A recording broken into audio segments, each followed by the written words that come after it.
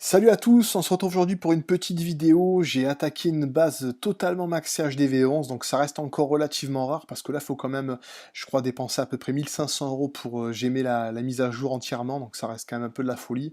Donc j'ai réussi à en attaquer une, je voulais vous montrer le gameplay, ça s'est très très bien passé. Donc je vais l'attaquer en 5 golems, j'ai 2 sorcières de niveau 3 dans le château de clan. Donc je vais vous montrer le gameplay de suite. Donc je choisis d'attaquer côté nord, donc bon, toujours le côté château de clan en général, voir l'arène. Là l'arène elle y était pas, donc ça c'est super. Donc vous voyez, je fais ma percée plein nord, donc j'ai utilisé je crois 4-5 casse-briques.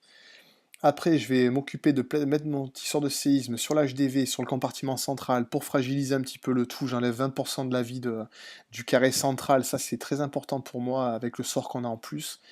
Après les golems par deux de chaque côté, vous allez voir que ce qui m'intéresse surtout, c'est les golems qui partent plein nord. Enfin, le golem qui part plein nord. Là, j'envoie mes casse-briques juste derrière pour faire ma percée. Je vais pas tarder à mettre mon sort de saut pour accéder au carré central. C'est vraiment ce qui est important pour cette attaque-là, c'est vraiment ça. Donc là, en fait, le but, c'est d'amener toutes les troupes qui rentrent plein nord dans le carré central directement.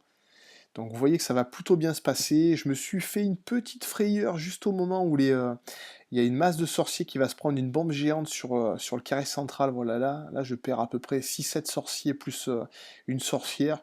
Mais au final, ça va. Le roi avait quasiment pas pris de dégâts, donc je vais activer son pouvoir quand il est en train de s'acharner sur l'HDV, donc ça va le faire tomber assez facilement, donc ça se passe vraiment super bien.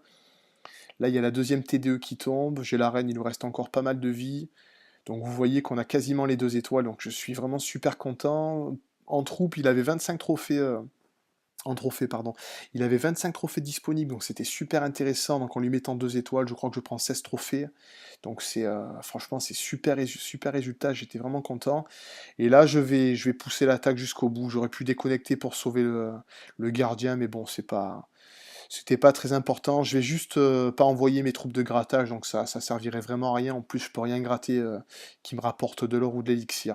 Donc c'était vraiment une super attaque sur cette base carrée que je gère quand même pas mal. C'est une base qui me réussit plutôt bien, donc je sais vraiment éviter de faire tourner les troupes tout autour. Donc n'hésitez pas à regarder un tuto que je vous avais fait sur cette base il y a quelques semaines, et j'espère que ce gameplay vous aura plu. Donc voilà comment mettre 2 étoiles à un HDV11 totalement maxé. Allez, à très bientôt les amis.